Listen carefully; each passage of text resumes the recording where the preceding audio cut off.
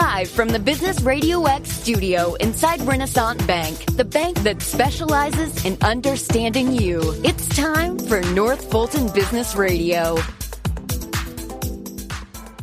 And hello again, everyone. Welcome to yet another edition of North Fulton Business Radio. I'm John Ray, and we are coming to you from the Business Radio X studio inside Renaissance Bank.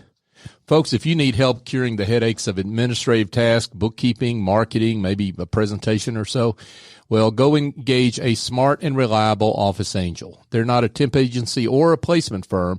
Office Angels matches your business support needs with angels who have the talent and experience necessary to help you maintain and grow your business on an ongoing or as-needed basis. Your terms, your timeline. They lend a hand when needed and fly off when the job is done. Find out more at officeangels.us or call Chief Executive Angel S.E. Escobedo at 770-442-9246. And now I'd like to welcome Gary Grace with Atlanta North Art Gallery and Derek Griffin with Speartek. But we're going to start with Gary. We're going to talk art with Gary. Gary. Wow. Welcome. I'm first. Yeah, bring it on, man. Well, hey, my name is Gary Grace, and I own an art gallery called Atlanta North Art Gallery. But you can call me Hat Cat John, please, if you don't mind. I would love to call you Hat Cat if you'll tell me where you got that nickname. Well, my wife gave me that nickname. She says I'm a cool cat that wears a lot of hats. Okay. So that's where that name came from. Now, you brought a hat in the studio. You want to describe it? Folks, we'll have this in the show notes. We'll have a picture of this in the show notes, but describe it. Well, the hat is a top hat because I am the cool cat named Hat Cat. And so during exhibits, I wear my top hats, and people can find me quite easily. I kind of, some people say it looks like Abraham Lincoln's hat. It's pretty tall, but this hat I have here today is really short. So I do have a really tall hat, top hat. You've got you've got not just a hat, but a personality to come with it, right? I mean, yes. I love it. I love it. Yes. Bring it on, Gary. I like it. Now, tell us about you. What inspired you to become an artist? My mother was an interior designer and a decorator, also as well as a upholsterer. And so, and also in high school, a friend of mine, Josh Geldridge, we attended school all the way from grade school to middle through high school. And Josh used to draw a lot of comic book figures. And my mother was an interior designer. I used to look at her art. And actually, those are the two people that inspired me to become an artist. That's wonderful. Now, tell us a little bit about the kind of art that you execute yourself. Well, my style of art, it derived from the landscapes of Pittsburgh. We had, that's where I'm from, in Pittsburgh, Pennsylvania. And at that time, there were, of course, you guys may know that there was a lot of steel mills there. So I would look at the steel mills as they decayed and they closed them down. And it inspired me to create this brand of art, which is, industrial abstract. Now, that's interesting. So unpack that a little bit. Industrial abstract. Well, it's abstract with sharp lines that run through it. So this painting I created, and it came from New York City. So I was looking at the skyscrapers as I was taking photographs, and I saw these tall, towering buildings. So I said, I think I got something here. So I went home and I created this massive piece, and it's called Gothic Steel. And that piece is on my website, so you'll be able to see that. It might not be, I'll take that back, but it's in the gallery. Gotcha. That's pretty good because folks will have to come out to the gallery to see it. Yeah, please do. Yeah, please right. come to the gallery, please. and we'll direct them there in a second. But so really, what you're doing is, Gary, which is pretty cool, is creating beauty out of something a lot of people don't see beauty in. Yes. For me, everything is art. And if you believe in the creator has created everything. And so I look at every and anything as art, all the way down to an amoeba. If there's a structure, and it was designed by the creator, then it's art, period. I love that philosophy. Gary Grace, he is with Atlanta Art North Gallery. Now, Gary, what provoked you, other than maybe needing more room for your art, which is I could see how that would be a motivation. But what motivated you to open an art gallery? Well, I started my first art gallery was in Roswell 24 years ago. It failed miserably. I picked the wrong location. And, location is location. And I picked the wrong location. So, this time around, we have rental property, and I put my art gallery in this rental space. The rental space, quickly filled up. So then I obtained a warehouse, which is over there at Peachtree Corners, right off of Peachtree Industrial Boulevard. So I needed this space to create these giant pieces of work that I have. And now, I almost filled that place up too. Really? Yeah. Already? Yes. You've been open how long? Actually, I've been in the place for 7 months, but the grand opening was 6 weeks ago. Gotcha. And so you've already filled up the place. Yes. Okay. Well, so we need to get folks out there to buy some art so that we can create some more room, right? Yes. They can also lease the art as well. So you don't have to purchase it. So if you're staging, whatever it is that people stage, if you're a movie director and you need to put pieces in your set, you can also lease the space, lease my art as well. Oh, cool. Mm-hmm. Cool. Yeah. So how does that work? I mean, you lease for a few days for an event or for a longer period of time, or how does that work? Well, we lease it by the week or up to a month or a year. It's up to the person who's writing that check. I say that check, you can lease it for 2 years if you want. Gotcha. I'd like to have it back. Of course. We're speaking with Gary Grace, and Gary is the owner of Atlanta North Art Gallery. So what do you enjoy about owning a gallery? Because that puts a business angle on something that's kind of a personal passion. And a lot of people do that with their business, whether it's art or, working on laptops or whatever. But you're, how does that work for you? Well, first of all, my gallery is pretty unique. My wife and I own a business called Ibex IT Business Experts. And so we're a technology family. And so we use technology, to help make it easier for me not to be there. So this is what you don't know, John. Oh. It's completely automated. So you show up at the door. If you're a buyer or a designer or a collector, you come to the place, and we can be in a different city, state, country, and I can let you in through the maglock system. So I see you ring the bell or you push the button that calls me. And if you're part of my database, I will let you in. So you walk in. I have already disarmed the alarm. The lights as you walk in automatically turn on. And there's face recognition cameras throughout the entire place. So I can talk to you from every room in the gallery. And as you look at pieces or say, I'm interested in this, well, I'm looking at you through the phone, and my little robot cameras that are kind of creepy. They're kind of creepy. Yeah. They just track you around the room, and I talk to you. Wow, that's awesome. And then you leave, and the door locks automatically, and the lights time out. Wow, that is pretty awesome. So you can conceivably go to your gallery pretty much anytime. Yes. I can get you on the phone, right? Yes. Wow. Now, you're both an artist and a photographer. Yes. Tell us a little bit about the interplay there. Well, for me, art is everything, and everything is art. I love doing photography. It's really one of my first loves. I just love it.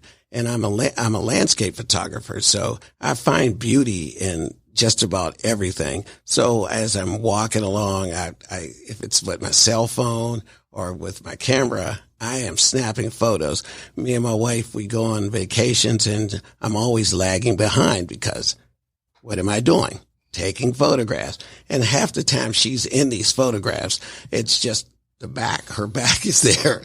And so I really enjoy taking photographs. There's nothing like it. And so when I'm teaching people how to take shots, I tell them this. A shot, take the shot. If you see the shot, take the shot. Don't hesitate, because the light may move. You'll come back an hour later and it just doesn't feel the same. So you see the shot, everyone, take the shot. I like it. Now, Gary, you have been pretty open and honest about the fact you're dyslexic. Yes. And talk about how that having dyslexia has affected you along your journey, and what you've learned out of that journey. Well, being a dyslexic person, it's a form of handicap. Some people don't know what dyslexia is, and what dyslexia is you see words backwards, you're challenged with the phonetics of words, and you also can be a dyslexic person with numbers. So some of you people out there who are having troubles with your numbers, or you're wondering why you're saying you're looking at 52, but you're saying 25. And that's what a dyslexic person has to deal with. So it's very challenging. And for kids that are dyslexic, it's heartbreaking, because they can't figure out why they're different. And no one can see this handicap, because it's not nothing you could see. So then they get confused with people that are, they think that they're illiterate, but that's not the case. And with me, dyslexia, actually helped me to be who I am. If I was not dyslexic, I would not be who I am today. Because of dyslexia, it helped me to have to rethink everything. And I mean everything. On a day-to-day basis, I have to go around things. I can't just go through them. You guys walk and talk and read everything. Me, I have to pause and take time to do it. And I use various tools to get through this. So for those that don't know about this, and I'm one of those people, I mean, is this something that is just hard for to be detected because a young person doesn't know they have dyslexia? No, a lot of professionals see it right off. The kid is struggling with their schoolwork. At first they think that, the kid is a little slow, but then once they do a little testing, they realize that these kids are dyslexic. And it's really heartbreaking for the parent. It's troubling for the kid. The kid is struggling, oh my God, every single day. It's heartbreaking. You have kids that'll tease them. You have kids that will say stuff. Like, for example, when I was younger, somebody would say, spell Mississippi. Well, I knew how to spell Mississippi because I could remember it was pretty easy. But, we would get teased, all those kids that are dyslexic, we get teased, and we didn't know how to deal with it. But my mother found a school that was special for dyslexic people, and for people that have these abilities that are extraordinary, like myself. I'm thankful for dyslexia, because I know how to do just about everything. I'm not bragging on myself, but dyslexia it helped me to have to figure out things. So I put stuff together, that come in say I purchase something from the store. Well, I can put it together without the instructions, because my abstract mind, because of dyslexia, helped me to see things totally different. So, ambidextrous, right and left hand. I eat with my chopstick. I eat with chopsticks with my left hand and right hand. So I'm sitting there and I drink with my left, eat with my right. People don't know when they're looking at me, they're like, what the heck is this guy doing? Is he an octopus or something? It helped me tremendously. Wow. And it's heartbreaking. Yeah, wow. Awesome story. An inspiring story, Gary. So, that begs the question, what advice would you have for kids and young people that have dyslexia, well, and then for the parents of those children? Well, the first thing I would like them to do is purchase one of my books. Okay. I have children's books that I've illustrated and written. And one of them is Sasha, I Can't Find My Bicycle. You can find that on Amazon. I have 6 more books I am about to release. They're in the editing phase right now. And, but back to the question, what my advice for kids is, never fear, just keep going, cause it's, you'll figure it out. I wish I had, could prepare to say more, but this is a different show, so maybe John will have me back when I release the books. And, boy, I didn't even finish the interview. This guy, he's always wanting to come back. I love it. This is 35 years of self-employment. Well, I'm with you. You gotta ask for the order, man. Yes, I don't blame you. Yes. That's great, but but you've done more than just power through it. I mean, right? I mean, there's more to it than just that. Yes. Well, when I write books, I use the tools today, which is Siri, which from the iPhone. Mm-hmm. I use another program called Dragon Naturally Speaking, and that helped me to write novels. I even written, I have 2 novels. We haven't had them edited yet, but one of the books is a 4-part series. It's 375 pages, and the children's books range anywhere from 1 page up to 36 pages. And so I use the tools of today. Technology has become my best friend when it comes to writing books. Wow. That's fantastic. Congratulations, Gary. That's quite a story. Thank you. Yeah, Thank you. That's wonderful. And quite an inspiration, I know, to folks out there listening. Gary Grace, he is the owner and artist sometimes in residence. You're not always in residence because you're out traveling around, right? No, folks, if you listened earlier, you can find out how to get in Gary's gallery, even if he's not there. Yeah, so, well, if you're part of the database of, like, if you're an interior designer, decorator, or buyer. Oh, gotcha. Part of the movies, the movie studios. Those are the people that have access to come in, and just look around and cool. Yes. Cool. So, if you're not part of that and want to be, or just want to know more, Gary, tell folks how they can be in touch. You can reach me by phone at 678-283-5390, or you can reach me, at atlantanorthart.com, and my email address is ggrace@atlantanorthart.com. Outstanding. Gary Grace, Atlanta North Art Gallery. Thanks for being with us. Thank you, John. Yeah, it's a pleasure. Folks, you're connected today more than ever, whether it's your family or your friends or your life. Renaissance understands how you bank, offering the mobile banking services that you need. And Renaissance also knows that sometimes you need to speak to real people with real answers, and that's why Renaissance has more than 190 convenient locations throughout the South ready to serve you. For more information, go to renaissancebank.com. Renaissance Bank, understanding you, member FDIC.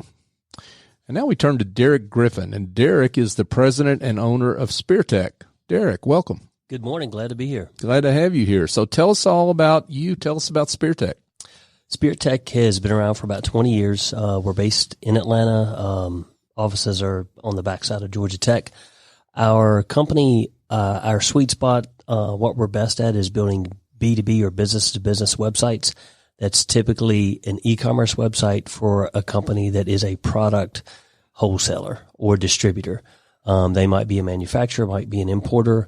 The industry doesn't matter, but we do a lot with people that are at the Gift Mart in Atlanta, whether they're based here in Atlanta or based on the West Coast. Oh, you mean the merchandise mart, right? Yeah, Yeah, Gift okay. Mart, merchandise yeah, mart, just to be apparel clear. mart. Yeah. Okay, so, cool.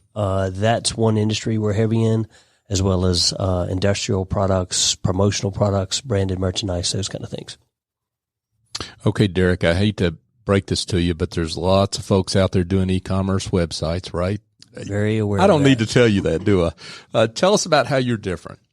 So you're absolutely right. There's a lot of even do-it-yourself platforms or firms that will use what I would call sort of open source systems like Shopify, BigCommerce, WooCommerce. Those are the big three, if you will. Those platforms are really geared towards consumer e-commerce. We specialize in wholesale or business-to-business e-commerce, and we're the only platform that's built for the unique needs of selling wholesale, whether that's different price levels depending on the customer or having to buy in case quantities because you sell a dozen at a time. Whatever those business rules are, those are things that our platform handles. We also work with companies that are usually a little bit larger than a retail operation, so they might have revenues of 5 to 50 million. When those businesses are bigger, they also need the site integrated to their accounting or ERP systems, and we're really good at that. Now, Derek, you talked about, I guess, the differences in quantities between, B2C, B2B. Sure. You talked a little bit about the some of the other differences. I'm just drill down in that a little more because I'm curious about, what it is that B2B folks are looking for that they really can't get out there on the market, because it sounds like you've got a pretty unique platform. So, quick example would be somebody that sells, for example, candles. If they're selling to a consumer, they're selling one at a time. But if they're selling to a retail store that's buying in bulk, they're buying a dozen at a time. So there's a minimum quantity of 12 and an incremental quantity of 12. And so the platform forces the retailer to purchase a dozen at a time. The other factor is that you may have obviously there's going to be a different price between retail and wholesale, but you may also have quantity price breaks, meaning if you purchase 12, it's at a regular wholesale price. But if you purchase 48 or 96 or 144, each quantity mark that you hit, the wholesale price drops a little bit. And the integration, particularly into the inventory system, it sounds like that's something you accommodate. We do. So in a wholesale world, showing your inventory, because the store that's buying it needs to refill their shelf. Sure. So when they order, they expect to receive that in 2 to 3 days, ground, whatever it might be. So showing what your inventory levels are is important. So we've got quite a few clients where we pull that data from their accounting or ERP systems once an hour. And we also transfer data the other direction. So when an order happens on the website, it feeds into that accounting or business management system so that nobody has to key the order in. Oh, wow. That's awesome. Derek Griffin, he's with Speartek. So, talk about your experience, maybe just within your company or your prior professional experience, and how that contributes to the success of your clients. Sure. So we've been around for 20 years, and we've got a ton of experience primarily with wholesale companies. So we've seen a lot of different unique needs from business to business. In a past life, I was a CPA for 7 years in public accounting, worked almost exclusively with closely held businesses, and then I took a jump out of tax season and was a CFO of a $20 million manufacturing company. I understand the business needs of a company far more than like a freelance web developer or a marketing agency, because I understand how things need to happen from an accounting standpoint. That's pretty awesome. And that is pretty unique because most web developers don't have that experience at all, right? They to say the least. They kind of gloss over when you start talking about wholesale rules and oh, this company needs to pay with a purchase order, but this one pays with a credit card. They're like, I don't know how to do that. That's awesome. So you mentioned, I guess you described a typical client. Maybe you can tell us about if you have a sweet spot among those verticals, and maybe drill down if you've got a success story that you want to share of clients that you've worked with that you've particularly helped, you're proud of. Sure. Feel free to share that. Okay. So, sweet spot is in that, small, closely held business. Most of our clients are probably in that 5 to 25 million space. We have some that are smaller and some that are significantly larger. An example of a success story, we've got a clothing manufacturer. They actually manufacture overseas, bring it in, but they make jackets that are mostly sold in the corporate apparel space. So a promotional product distributor will buy 48 jackets from them and then embroider a company's logo and sell it to that end company. But prior to us, they were taking all of those orders manually. People would call in. They really had no way for online ordering. They had built a website that technically it had online ordering capabilities, but it was so difficult to use that no one customer would use it. We redesigned the site, rebuilt it, integrated to their ERP, which ERP is basically a fancy or a accounting system on steroids. So it would show inventory and push orders over. Once that process was automated, our client really they educated their customers that there's an easier way to do business with them. Within 6 months, 60% of their transactions were going through the website, and the website was handling more orders with nobody having to touch them than 2 of their full-time, full payrolled staff. So the return on investment was literally within months. Well, that's awesome, because there's a lot of website developers that might struggle to show ROI, and you have no problem being able to do that, it sounds like. Absolutely. We even have an ROI calculator on our website, and it looks at the project from 2 different calculations. One is, if you're a $5 million company and you get even a 2% bump in revenue just because you look more professional and are easier to do business with, you look at your product margin, and it's easy math. And then you can also look at how many orders are now happening or going through your system automatically without having to have somebody key it in. And there's some operational cost savings there as well. That's awesome. Derek Griffin, he is the president and owner of Speartek. I can imagine that your work ends up putting you into some pretty complex projects. It does. It does. We recently did one for a large trucking company, and they have about 25,000 employees. Every employee has an individual balance, because the company basically sponsors like a annual renewal of uniforms. So the employees can spend that money, and then if they go over their allotment, if you will, they put in a credit card for the difference. But we get a nightly feed of 25,000 drivers, so we know who's still active and who needs to be terminated. We also know which terminal each person is a driver at, so the orders automatically route to the right locations.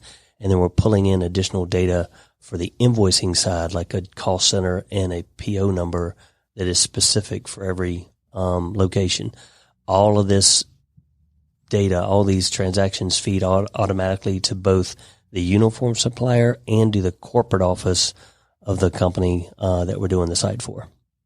Wow. Awesome work. Okay. Now, how do you I guess, let your hair down? This sounds like pretty high pressure stuff you're working on. Cause you've really got a company's, a process in your hands.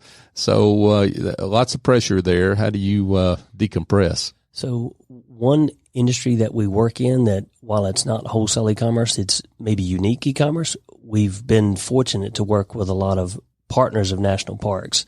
So through that process, I've become a national park junkie over the last 10 years. So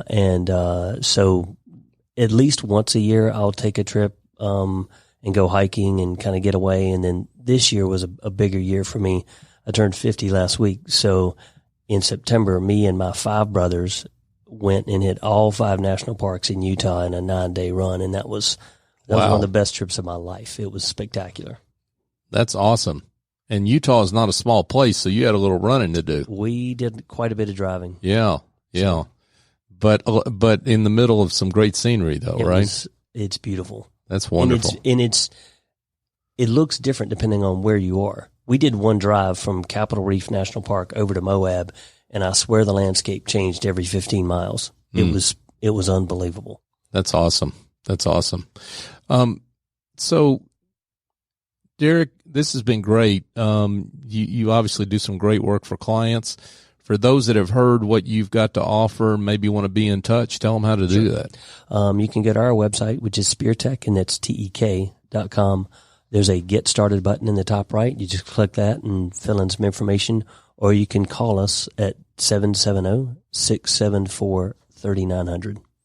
Derek Griffin, he's the president and owner of Speartek. Thanks for being with us. Thanks for having me. Absolutely.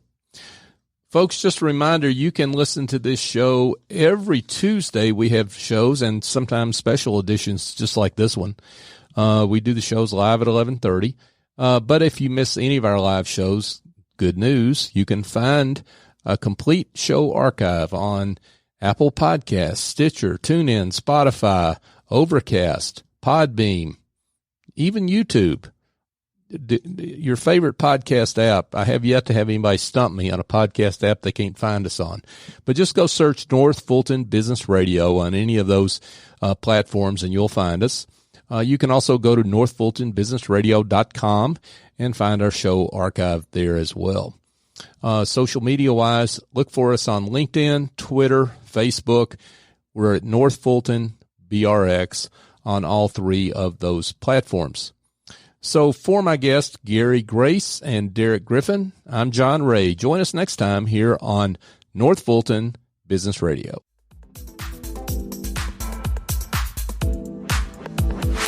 Renaissance Rewards Extra is the checking account that checks all the boxes. Roadside assistance? Check. Cell phone insurance? Check. More than 400,000 local shopping discounts? Check. Up to $25 per month in ATM refunds and a great rate? Check. All in an easy-to-use mobile app. To open an account or find out more about Renaissance Rewards Extra Checking, go to renaissancebank.com or visit us at any of our more than 190 locations throughout the South. Renaissance Bank. Understanding you. Member FDIC. Equal housing lender.